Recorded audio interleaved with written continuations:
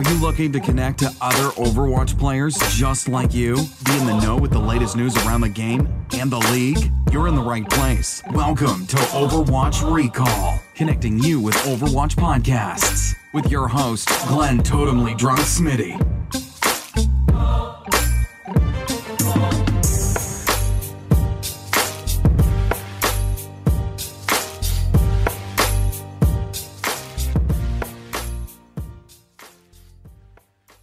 Hello everyone, and welcome to Overwatch Recall, your source connecting you to content creators and podcasters within the Overwatch scene. Today is Thursday, August 1st, and you're listening to episode 22. Joining me tonight to discuss her creator background and deep dive into the current state of support play is Jen, aka YixingUNicorn. Jen, thank you again so much for reaching out to me and taking some time out of your schedule to be here tonight to talk all about supports in Overwatch. Oh yeah, absolutely. Thanks for having me. So usually what we end up doing here is we like to start with a little bit of background in regards to gaming. Basically like what transitions you over to get into Overwatch and your first steps into FPS games. You know, things like that. So looking back, one of the things that I've noticed talking to other creators out there, whether it's streamers or podcasters, is when it comes to Overwatch and Blizzard titles, for about, I would say, half of the creators I've talked to, Overwatch is actually their first Blizzard title. So in regards to yourself, like, what's your Blizzard gaming history been leading up to this point? Or, you know, did you start with Overwatch? Well, you know, for a while they had that thing where you could play World of Warcraft up to a certain level cap, and then you would be cut off, and then you had to pay like the subscription fee. So this is back when they had like the old communication system and Ventrilo, and I played World of Warcraft for a little while, but I just couldn't see myself paying money, and plus my laptop was way too weak to run it. And then I played Hearthstone, actually.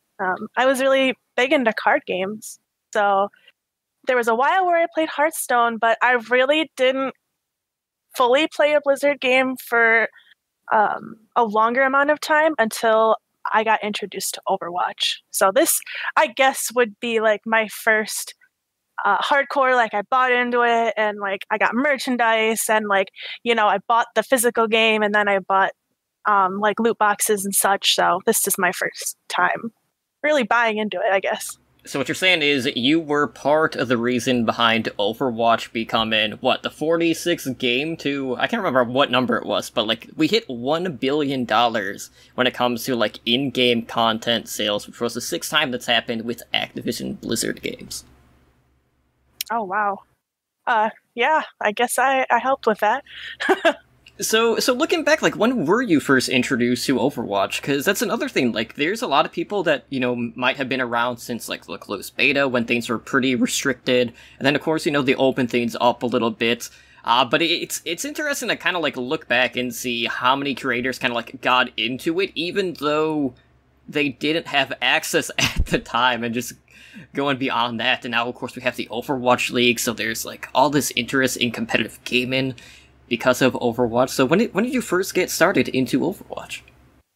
Well, my brother got the beta on his Xbox One quite a while back, I guess, now that I think about it. And I didn't want to play it because I have no aim. It doesn't matter what character I play, I just can't aim. And at the time, he was playing a lot of Tracer, and I was like, there's just no way I can go that fast and shoot a gun. I mean, I can barely play Call of Duty as it is. So he's like, you know what, we'll try it. And we played that Bean Boozled game where like you put a whole bunch of like jelly beans together, and one's a really good flavor and one's a really gross flavor. And he's like, the first time you die as Tracer, you know, then you have to eat a bean. And the first one I ate was absolutely disgusting. It was some kind of skunk bean. I was like, there's no way I'm ever going to play Overwatch again. And then he gave me his PS4 that Christmas, and I started playing Overwatch. So I guess I played a little during beta, but I really didn't pick up until like the very first Chinese New Year event. Okay. So, how many more beans after that did you have to eat? Or did you guys just completely stop doing that? Oh, I stopped after that bean. I was like, I'm never touching this again. And she hasn't gone back to DPS since. Nope, never. That's fantastic. So looking at the content you're working on right now, obviously, I know that you've been streaming lately. I did immediately notice your overlay and having, the Vala stuff everywhere, which was fantastic. So right now, is that like your primary thing that you're working on right now? Is just getting in there and streaming? Is that like part time? You're doing it full time? Like what sort of hours are you putting in to actually stream in Overwatch? Well, I stream a pretty large variety of games, but I always dedicate at least 4 or 5 hours a week to Overwatch. We mainly do quick play just because I've had such a bad past with competitive, which I'm sure we'll talk about later. But I think I'm trying to put more hours into it. But the Overwatch Twitch community, there's just so many streamers streaming Overwatch all the time, and it's sort of getting oversaturated.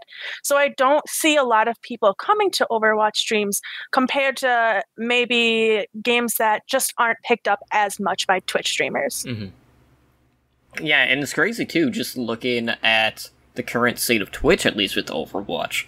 With the introduction of role lock and role queue, which is, currently being tested on the public test realm, there are a lot of big name streamers that are returning to Overwatch at this point. Heck, like we've seen Tim the Tatman recently make a return. We've even seen one of the best FPS players in the world, Shroud, actually picking up Overwatch and playing it. Not necessarily full-time, but he's been playing it pretty consistently, and he's actually been sticking with it. So it seems like the new features that are going to be implemented here very soon are drawing a lot of these big-name creators back. And this is one of the rare occurrences when it comes to a fundamental change of the game, where it seems to be having a positive effect, not just from the big names, but basically to the casual environment as well. So normally it's like heavily favored towards one side of the fence as opposed to the other, but this just seems to have a very big embrace across the board from the community. Yeah, for sure. Which is wonderful because we're seeing people that are really talented at the game or were really talented returning back and bringing all of their Twitch followers back into it. So then all the Twitch followers start playing it as well, which is wonderful. But for smaller streamers like me, it makes it really hard to get a foot in the door with Overwatch streaming. Yeah, and it's worth noting too, when you're looking at let's say you want to find an Overwatch stream, something that they did add. I can't remember how long ago this was, but you could actually kind of filter the streams based on what hero that streamer was actually playing. So if you're looking at learning Mercy, for instance, you're able to filter it based on who is actually playing Mercy in their games. And I thought that was a pretty unique take on how to try to find something that's going to fit your needs rather than just hoping that you could type in chat and then hopefully they'd move over to that hero. Right. Which is something I really need to start doing. I'm still a little new to Twitch streaming. I've only been doing it for I think almost a year now. So I've just recently moved over to PC. So using all of these tags and finding new ways to get people to come to your channel is something I'm still trying to get a handle of and learn about. And I know that would be probably a great thing to try out on my end. So since you did bring this up, so you were playing on PS4, now you're primarily playing on PC. What was the transitional period like switching platforms? Did you have a rough time trying to re-pick up the game, or were the core mechanics still there and translatable when you made the switch? So I main Mercy, of course, but I thought it would be more difficult, honestly, moving from a controller to a keyboard, but I found it easier. I found it easier to get to people, I guess, and to aim. Still hasn't helped my aim a whole lot, but I don't really know how to put it. Just playing, it didn't feel like it was very serious on console. It felt like we were just goofing around and we were just trying to make friends. But now that I'm playing on console, everyone is more serious, and I think I had a harder transition with that portion of it rather than picking up the controls for it. Mm-hmm. Yeah, because I know any time like I dust off my PS4 to play Overwatch specifically, it kind of feels like it's not like necessarily like a completely different game, but I feel like the overall speed of the game feels a little slower when I'm playing on console. Not to mention the fact that the community aspect on PS4 seems to take a pretty big hit because there's only been a handful of games that I've played. Now, granted, I'm still leveling up on PS4. I'm not at 25 yet to like hop into competitive, so my experience primarily is with quick play. But there's maybe been 3, maybe 4 games where I've actually heard someone using a microphone on PS4. And when you compare that to what you see on PC, like, it's just a night and day difference. Usually the players on PC all have microphones, and, that's not to say that people don't have microphones on PS4, since, they kind of all come with the system, but no one really uses them. Right. And I think another thing to remember, too, is, when you're on PC, you have the luxury of having a keyboard in front of you, and you can literally just type and chat. Mm-hmm. So you don't even have to talk. You can just be like, hey, like, I'm going to switch off, to Moira next. Is everybody okay with that? And you don't have to say it. But if people on PS4 aren't saying anything, it takes so much time out of the competitive game to send them a message that it's not even worth it. You have to work with what you have, and that makes it more difficult. Yeah, it's basically one of those moments where you're like, well, I guess I'm just going to do this and see if it works. If not, oh well. Right. It's basically a leap of faith when you're playing on PS4 or Xbox One at that point. Which is crazy to me because... Right. Which is crazy to me because I placed Diamond. And I'm like, I don't know how I did that. Wait, you placed Diamond on PC or on PS4? On PS4. Okay, so let's go ahead and talk about the state of support, because I know you are a support main. So, obviously one of the big things going on in regards to the community is the feedback about role lock and role queue coming to Overwatch, which is going to be on the next major patch, along with quite a few balance updates. So this is really, looking back at the history of Overwatch, this is going to be one of the biggest, if not the biggest change since the game came out. Really the only thing that could kind of parallel this is when the game initially came out, when there were no hero limits, and then, eventually down the line, we got to the 1 hero limit, so you couldn't stack your 2 Winston, 2 Lucio, 2 McCree, which was the primary comp way back in the day. So we got role lock coming in, which is going to force all of these team compositions to consist of 2 tanks, 2 damage dealers, and 2 supports. So we got role lock, and then we also have role queue, so moving forward you'll be able to basically select what role you want to play, whether it's tank, damage, or support. You're able to select multiple roles if you choose to, and then each one is kind of going to have like their own queue, and then for competitive, you'll have a separate skill written for each one. So in an instance where you're playing an off role, you're not necessarily going to be playing at a level that you necessarily aren't at that role, which is going to be a huge thing, because being a flex player can definitely be a big boon or bust, depending on how you want to look at it, because I know there's been games where I'm forced to main tank at a time when I hadn't really put in a lot of practice on like Reinhardt or Winston, and I was playing at my normal level, which I was definitely not at for that given role, so that's going to be a huge change. But right now, going into it, obviously we got a couple of changes on the PTR, but we'll get into that later. But how are you feeling about just being able to go in, knowing that people are going to select the roles that they want to play? Honestly, I'm relieved, and I'm probably going to get back into competitive because of this change. I avoided competitive for a period of months now just because I can flex to tank. Like, I'm a decent diva, I'm a decent Winston. I don't mind. I'm not super great with shield heroes.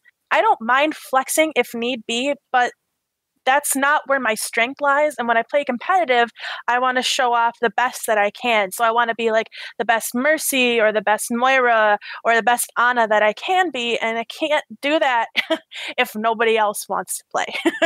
So it's a huge sigh of relief for me that I can finally use the skills that I have.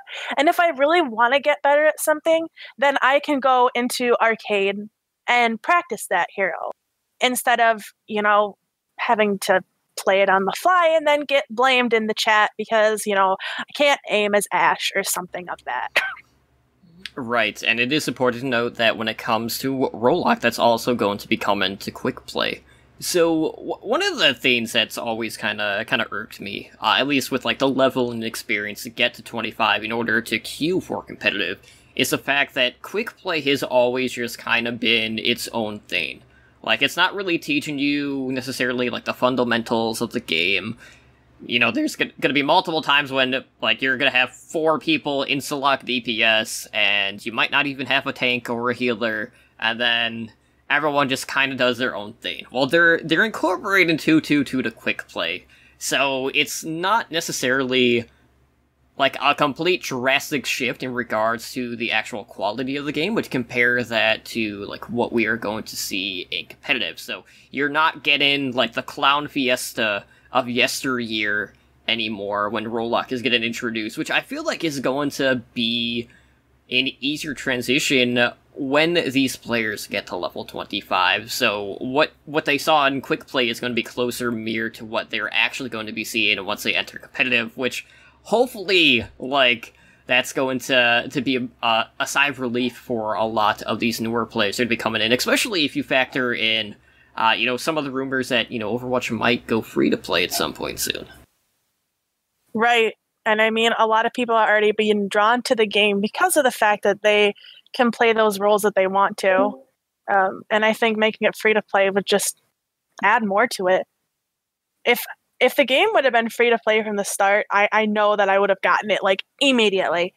But I think it's just going to open up a lot more for everyone in general. And then you can, if you go into the game knowing you want to play support like I did, you don't have to mess around with, learning, damage people, which I play a main Torbjorn, but it's not saying much. So I'm relieved. Yeah, and the other thing, too, is at least when you're going in and knowing what role you're going to be playing, it allows you to just focus on basically 2 roles at that point. So obviously with supports, you have your main support, and then your flex support. So, maybe we're kind of like at the point now where maybe we don't need these private profiles at this point anymore. Maybe they'll kind of go back to revert that. My dog is going nuts. That's okay. That's besides the point. But you're basically coming into the games now, and you're really only worried about, okay, am I having to, like, play Mercy, or do I need to play, Zenyatta? So you're able to basically, like, narrow down the hero pool, or at least, the heroes that you should at least be expected to somewhat know, as opposed to not quite knowing what you're going to be playing at any given time, because I can't tell you how many times, like, I've hopped into competitive, and waited to flex to just, wait to see what everyone else chose, and then there are always times when you might not even have a viable option at that point, because the comp in itself was already busted, but at least in 2-2-2, you're not going to have to worry about that. Exactly. And I mean, I do the same thing when I go into a competitive game. I wait to see what everybody else locks as, and then I'll roll fill. And I don't want that to be my job anymore. Sometimes, I feel bad saying this, but sometimes I see Overwatch as kind of a chore. Like, I go in like a maid and clean up everybody's messes with healing. And I'm happy with that. I don't want to be the one to run into danger and then die and get blamed for it. I'd rather just sit back and be like, you know what, I'm going to provide you with the support that I can, and we're going to win this because I have a good attitude, and you guys can do the gross charging part of it. Well, at least now, we have replays, so you can go back and really find out who was actually pulling their weight in the matches. Yeah. That's going to be so nice. And I'm going to call them out on stream. Perfect. There you go. Because, I mean, you can even pull it up on stream. That's what makes it even better. Yeah, exactly. So in regards to the Rollock, for listeners out there, it is currently available to test on the public test realm. There are a number of different balance updates to multiple heroes as well. But before we actually get into some of the changes that we are seeing from the supports, because there's, a pretty decently sized rework for one of the heroes. Who do you feel like going into Roadlock is going to see the most movement, whether it's for the better or for the worse, come to at least, for the support line in the game? As in, like, who do you think I'll see the most? Yeah, like, who do you feel like is going to have the most prevalence, so to speak? I think Mercy is going to make a serious comeback. I guess, like, I'm sort of basing this off of Overwatch League in general. I've just seen more Mercy instead of, seeing Lucio and Ana, which is great. But because the 2-2-2 lock is coming, people are picking Pharah more, which is great because that means Mercy can be picked. And then you have Far Mercy. And I mean, we saw that at the last stage finals, so I'm excited to see where that goes. But I think Mercy will probably be pretty prevalent. And I still think Ana is going to be really picked quite a bit. Just because we've seen so many Overwatch League players killing it, like Karev. Not to call out Karev, but, I hear a little bit of biasness based on that pick. I can't imagine why. I don't know why either. The first player that came to my mind, Yeah, just so happened to be from your own team. Yep. Yeah, exactly. So with that being said, obviously, like, we have seen the introduction of Roadlock into the Overwatch League with Stage 4. We're currently in Stage 4, Week 2. And, looking back at the last week, it was definitely a week of heavy experimentation being done by these teams. So looking at the landscape in regards to the support heroes in-game, the pick rates across the board were kind of all over the place. So looking at it, we saw Ana with a 55% rate, which was down 1.7% from that prior week. Mercy was at 36.7%, which was up 4.3%. And then looking at Lucio, he took a pretty heavy hit. Obviously, he was a huge component of the 3-3 meta. He was at 32.2%, which was down 33.3%. Baptiste on uptick with a 25.8% pick rate, which was up 15.6%. Zenyatta, he shuffled downward a little bit at 24.1%, which was 2.8%. And then Moira, with DPS in the lineups now, saw a little bit more play at 18.5% pick rate, which was up 4.3%. But obviously, the biggest change across the board, bar none, was Brigitte, who took a 50% hit from the prior week and was only played 7.6% in regards to the pick rate. And what was crazy about this is kind of like going in, knowing what Brigitte's current toolkit was, excluding what's currently being done on the PTR to her kit.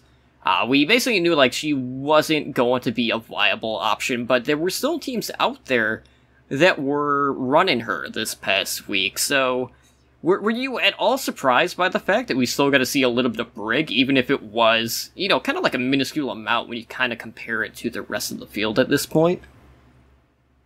I don't think I was super surprised to see some Brig being played. I mean, we're just kind of getting off of that 3-3 high, and people are like, yeah, maybe she's still viable. Maybe all these hours I put in are for something. And yeah, no, but I think it's more transitional than it is knowing that, she is not really going to be, I don't think she's going to be quite as viable in the 2-2-2 meta. At least not now. Yeah, no, not now. Not until I feel like everyone's just trying to figure everything out. I mean, like you'd said earlier, everyone's picks were all over the place with different characters. So everyone's just trying to feel it out and see if Brig is still, what they want to do. It's been interesting too, because for the most part, the only times that we actually got to see Brigitte was in an effort to counter dive.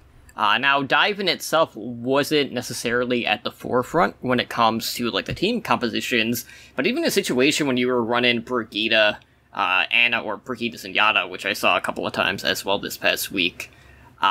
Sure, you could get the shield bash in, but like you didn't have the healing throughput to keep everyone alive with just the extra damage on the field in 2-2, which I thought was pretty interesting. So every time we did see Brick, it didn't really pay off so much this past week, but it does seem like it's been a very healthy mix of Ana, Mercy, Lucio, and Moira.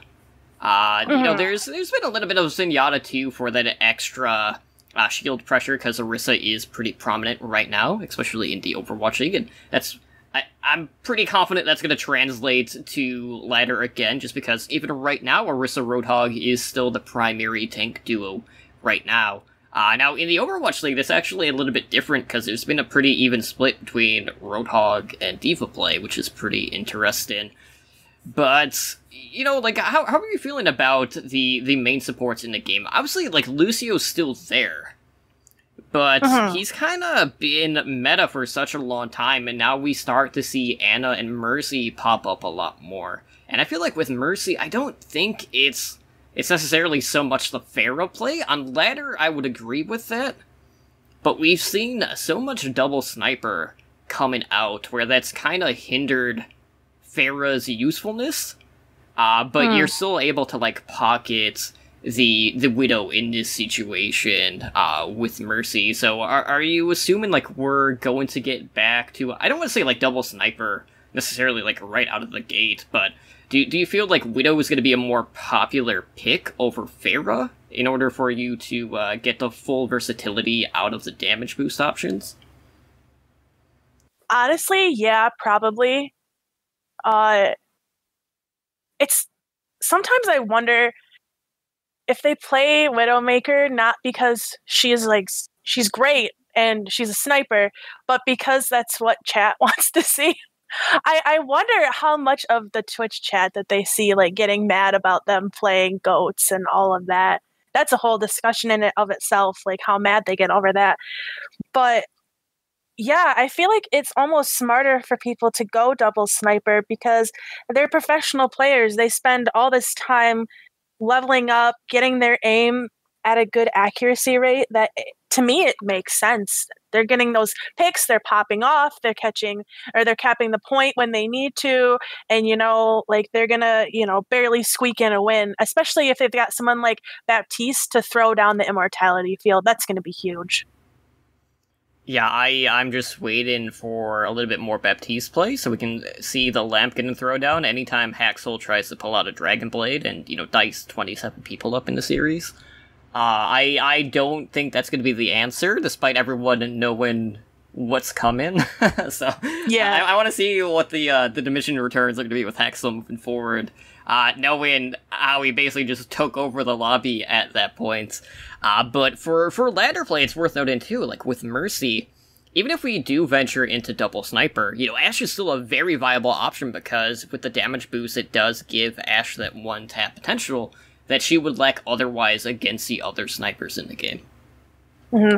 And we actually had a discussion about Ashe earlier today about how great it is that, you know, she does have the sniping potential, but she also has that dynamite, which can explode as soon as she shoots it, which is huge. I mean, that can really help out with tanks like maybe Diva who are diving in and can only do so much damage, but when they're already burning up from that dynamite, that's just going to stack up. I really hope we get to see more Ashe played. Absolutely. So let's go ahead and talk about some of the stuff that's happening on the PTR right now. So obviously we had a couple of balance updates that hit, you know, within the past week and a half at this point. We're not expecting this stuff to get patched for a couple more weeks, especially, you know, with like the new hero, Sigma. But there is a Brigitte overhaul currently on the public test ROM, which is available to test right now if you are on PC. If you're playing at PS4 and Xbox One, like every other PTR, you have no access to it, which kind of sucks, but it is what it is. That's probably not going to change. But right. Brigitte had a lot of changes to her, so I'll quickly go over the changes that were made, and I kind of want to get your thoughts on what you've seen from Brigitte, or if you've been playtesting it as well, and I'll kind of share my thoughts on it as well. So first up, looking at her Inspire, that is her passive, they increased the healing amount from 100 to 130, and then they basically halved the self-healing that Brigitte gets from her passive. Now, with Repair Pack, they made it where it now has 3 charges. They decrease the healing amount from 150 to 120, and the Repair Pack will now heal over 2 seconds instead of being an instant heal. Now, it does give you an option to throw multiple packs at the same target, and if you do that, basically what's going to happen is the current duration of the Repair Pack is going to be extended by 2 seconds. So with her Whip Shot, they increase the outgoing velocity from 60 to 80, and then she is able to retract it a little bit quicker, reducing it from 0.6 seconds to 0.3 seconds. But really, one of the biggest things that people have been complaining about, at least recently, was the change to her shield. So with her barrier shield, they reduced the health from 500 to 200, which is pretty drastic on paper. And looking at the other changes, we also have like her shield bash stun duration being reduced from 0.9 seconds to 0.75 seconds. And then he also increased the ultimate cost of Rally by 10%. And, that doesn't include the global alt cost change that was done, on the PTR as well.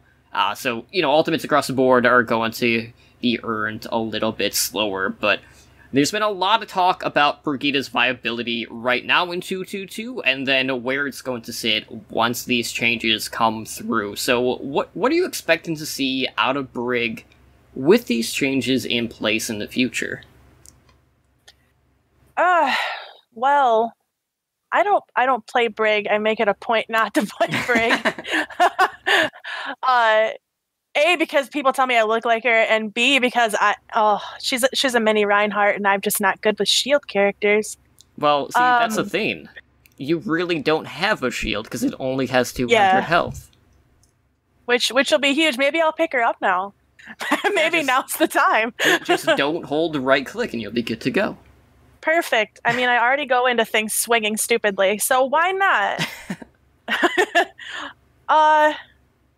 Yeah, I don't know. That's a good question. Being somebody that doesn't play a whole lot of Brig, I was really interested to see the changes and wow, maybe she's not going to be as viable in 2.2.2. Maybe that means I can start trying to pick her up. Maybe I'll see less of her and I won't be so annoyed that I'm being shield bashed every 5 seconds. Or what seems like 5 seconds. I was mostly excited to see that cooldown on the shield bash. That really was huge, especially when people like McCree and Hanzo were going to ult, and she just goes in and bashes them. Be nice to see maybe some ults followed up on in 2.2.2, which I think maybe is part of the reason that they were having such a hard time playing damage heroes, just because they knew there would be a Brig there to go, nope, you can't have an ult. I mean, there were times when there would be 7 or 8 ults thrown and no one would die in 3-3. Yeah. That's true. I don't know. I feel bad because I'm not the best person to talk about Brig with. Yeah, from what I've seen, the shield health reduction is probably the most noticeable thing, because 200 health is just not a lot. It's basically just a couple of shots basically, and your shield breaks. So it basically makes it where you can only try to shield if you're trying to use bash to escape. It's what it feels like, because it just breaks so easily. So you're not able to really protect yourself or your teammates like you could in the past. So I would not be surprised if they pull it back a little bit. I don't think they're going to go back to 500, because that was a little bit too much protection there. But maybe 300... it's probably going to be the sweet spot on that. But from what I've seen playing her, I do like the repair pack adjustments that they have made.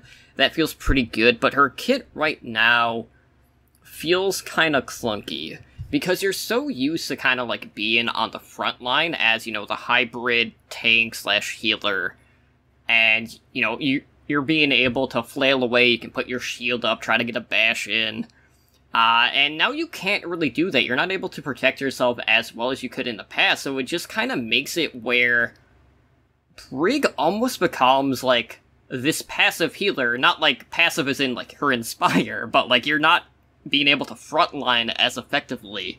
So you're more middle ground at this point, or you're hugging your main or flex support. I don't even know what to classify Brig as right now, is probably the primary thing. She feels more like a flex support, just because you don't have the healing throughput to match, like, an Ana or a Mercy at this point. Mm-hmm. But Brig has not been the community topic that everyone has been talking about. There's a pretty big uproar when it comes to the public test realm changes revolving around Moira. Specifically about her fade ability. So basically, when they came out with the role lock and all these balance changes, they had a Moira change where you were able to use fade while you were stunned. And I want to, like, go over the quote that, Blizzard gave during, like, the PTR notes. And they say that Moira has always been good at healing and dealing damage, but she offers very little utility compared to the other healers. This change reinforces her evasive nature and allows her to potentially save her team from area stuns such as Reinhardt's Earthshatter. So basically what was happening was, you could get hit by just about anything in the game as Moira, and you could just fade and get out. Like, I remember doing role queue placements on PTR, and Moira is by far, like, one of my least played healers outside of Brig. And anytime I would get hooked, or really just about anything, I would just fade. And I remember just saying on stream, or, like, I was talking to Edinar at the time, and I was like, this just feels stupid. And everyone I was talking to was like, why are they doing this? What is Blizzard thinking? The community outcry was louder than it's been in quite some time in regards to any sort of balance change in the past. And sure enough, they went back and they reverted this change, so, you're not able to fade out of existence of basically all of these abilities in the game.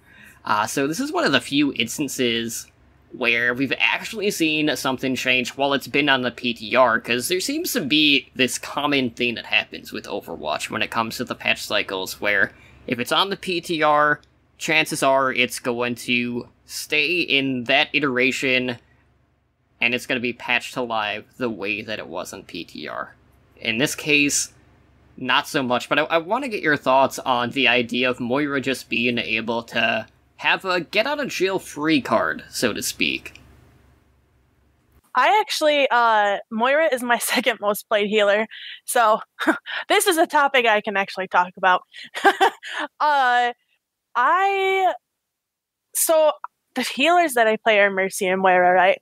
And they kind of both have a get-out-of-jail-free card with Guardian Angel and being able to fly to people that are in different positions, or with Moira being able to fade out of people's ults. And I think it does make her a little bit broken. I think everybody can agree with that. But I enjoy it.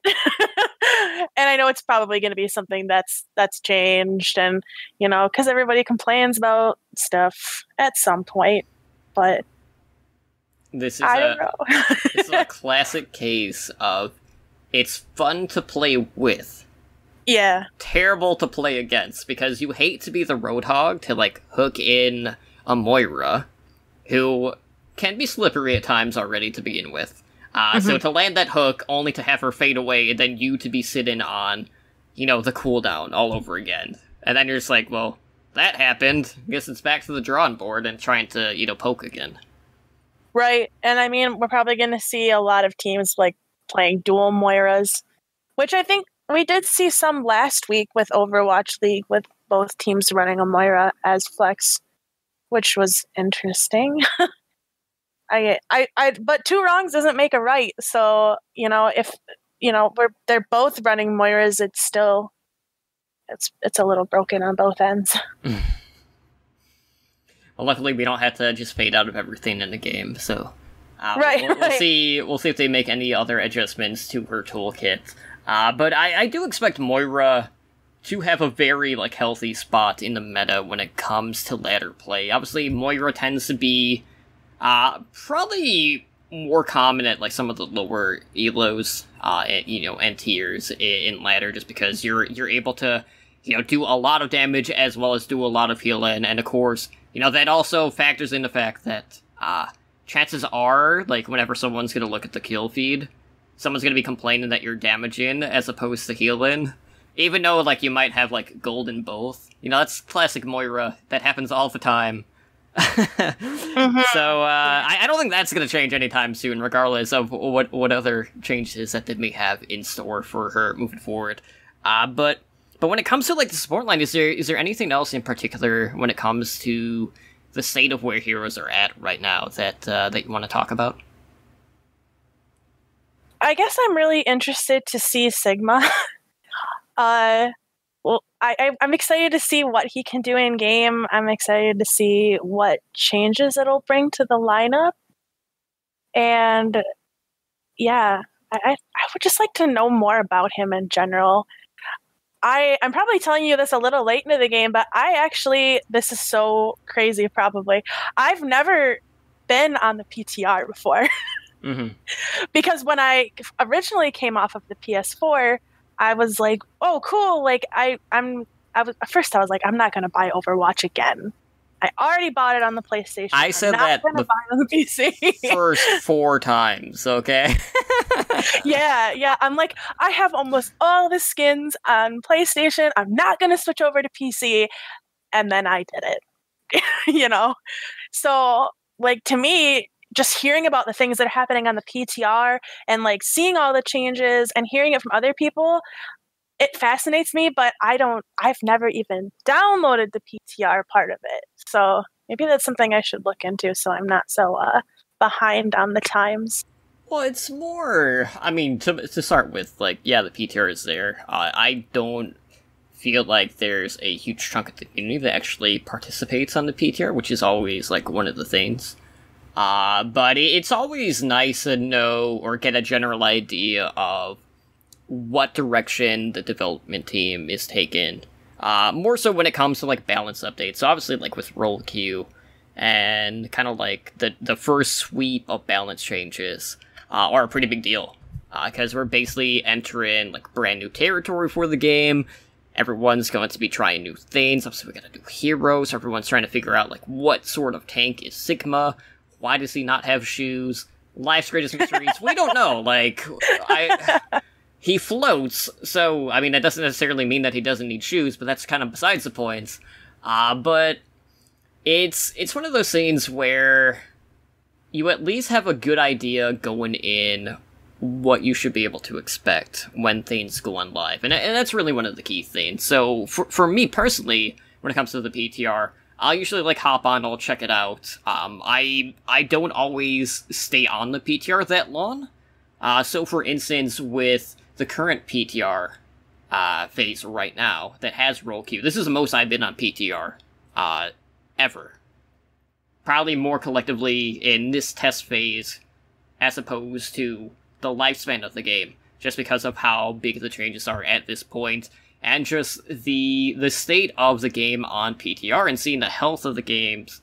And, well, yes, there still are some issues due to, the testing environment not having, the biggest player pool, but the quality of games, even factoring in the SR kind of being wishy-washy right now, because, there's been times when I've had teammates that were, 2 tiers above or below me. The games have still been pretty even and balanced, which is weird, because you're not used to seeing that. Because I know there's been instances where, a top 500 gets matched with, a master player, and they freak out. But it hasn't been, so skewered on PTR that it's tanked the overall quality.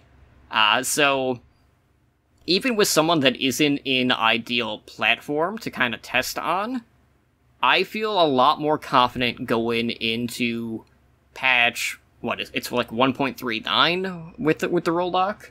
I feel a lot better about the state of the game and the direction that they're taking. And I know there's, when you talk to different community members, there's doom and gloom here and there. But I have not been this excited for something to happen with Overwatch in a very long time. So what you're saying is I should get the PTR. What I'm saying is you have like 2 weeks to play on the PTR. Okay, I'm feeling a little pressured, but you know what? Why not? Maybe that'll be my next stream idea. Yeah, I mean, like, even if you just hop on and do like your 5 competitive placement matches on support, just to see what you get and compare it to, what you have on live to see if there's a huge differential, that works too.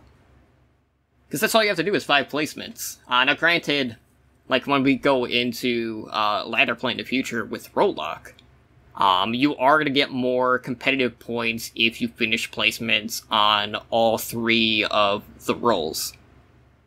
So the more you do, the more you're going to get back at the end of, the competitive season, so you can earn more points towards that golden gun, whichever one that you were working on at that time. But you're not forced to play all of them. You can just stick to one role if that's what you want to do as well. This turned from like an interview to like you giving me advice for my stream, and I really appreciate it. Whatever helps. Right. So with that being said, I know we're not quite at an hour, but I know I do have people waiting on me to play on PTR of all things. Oh gosh. Why don't you go ahead and let us know where they can get a hold of you on social media, like where you streaming on Twitch, like your channel info. If you have like a stream schedule as well, that would be helpful. Yeah, so I stream on Twitch with my name, YixingUNicorn, but it's literally, it sounds really difficult, but it's Yixing unicorn. And you can just call me Jen, so you don't have to pronounce anything Chinese and difficult. And I'm on Twitter every day at Yixing__unicorn. I post my stream schedule every week. I do always stream Overwatch at least once a week, if not twice. But we do other games, Dead by Daylight, some JRPGs. So, I mean, if you're interested, stop on by and say hi. Everybody in the community is really active and welcoming, and I would love to have anybody there to give me some advice, too, on Overwatch. So. And I will say, like, for as much of a scary movie buff I am absolutely horrible at those 4v1 games. Honestly, I could talk on and on about Dead by Daylight. So, if you guys want to stop on by and ask questions, we can talk some DBD as well. Yeah, I'll have to update that. I haven't been on since they added Ghostface. Yeah, and they just reworked Freddy as well. So he's not as horrible as he was. Awesome. I'll have to look into that. But with that being said, Jen, I do want to thank you again for hanging out with me tonight, talking all about support play in Overwatch. I greatly appreciate that. And for everyone out there that's listening, go ahead and, you can find all of her social media details in the show notes. Go check out her streams. Go support our peers. Because we greatly appreciate whenever you guys do that. Because that's the whole point of Overwatch Recall, is to bring people on, get to know them, get to know what they're about, what their passion is, and, hopefully you can, grow and meet new people for your community as well. I hope so. I could definitely use some pointers on aim if anybody wants to come to the stream and help me out. This is when they just tell you to just go play Baptiste and get it over with. No! This is when they tell me just go back to playing Torbjorn and Bastion, and I'm like, no, please. Well, see, that's the thing. Like with Mercy, like you technically don't have to aim. You could just heal. Exactly. I'd rather, you know what, you can have all the pressure. I'll just have all the fun. There you go. But with that being said, guys, thank you so much again for hanging out with us tonight on another episode of Overwatch Recall. I've been your host, Totemlydrunk, joined this week by YixingUNicorn, aka Jen, and we hope to see you guys back for our next episode. Take care, and have a good night. Bye, everyone. Thanks so much for listening to this episode of Overwatch Recall with Glen, Totemlydrunk, Smiddy. For more great content and to stay up to date, visit OWLNshow.com and on Twitter @OWRecall. We'll catch you next time.